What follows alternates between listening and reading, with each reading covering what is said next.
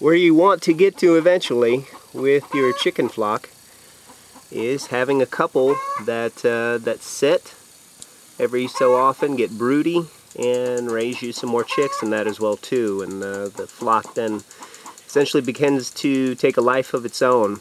We have a couple of these Buff Orpingtons and the about, well, a little over a dozen chickens that we have and have had for over the years. Started raising chickens in 94, I believe, 95. Anyway, these Buffies, we call them Buffies, Buff Orpingtons, there's a couple of them that have proven to be really broody from time to time. You know, they'll sit on the eggs for the required amount of time and everything to hatch out some eggs.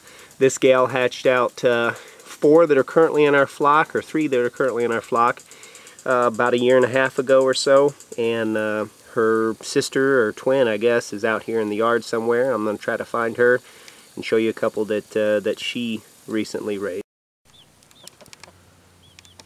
And here's our other Buffy, and she's got 4 peeps with her. I don't know how well you can see that in the camera here. But she sat on some eggs recently for a while. I believe it takes about a month, something like that. And bada bing, bada boom, hatch them all out. Now, not all chickens will go broody. Oftentimes, and one thing I talked about in the 90s on the shortwave show and everything was silkies. It's a little Bantam breed that's really well known for being really broody, and they'll sit on any eggs, not just their own.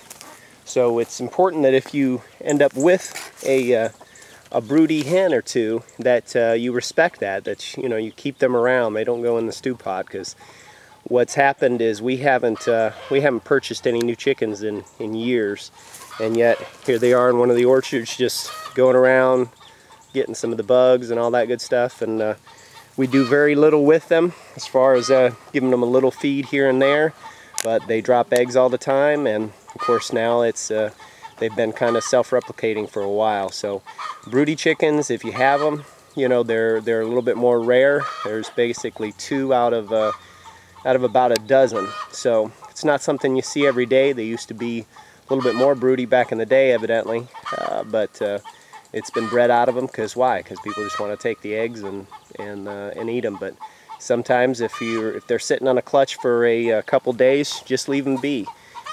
Might be that they're starting to get broody, and bada bing, bada boom, this is what you want. You want them kind of perpetuating themselves. They'll essentially stay with her if they're true to form. On all the other ones that we've raised this way, they'll stay with her till they're about adult size, and then they'll just start breaking off and you know, joining the rest of the flock, which of course you're hearing some of them in the background right now.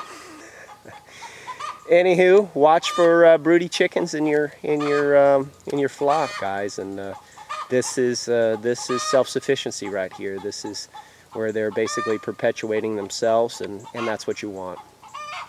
Robert Henry in the Survival Report.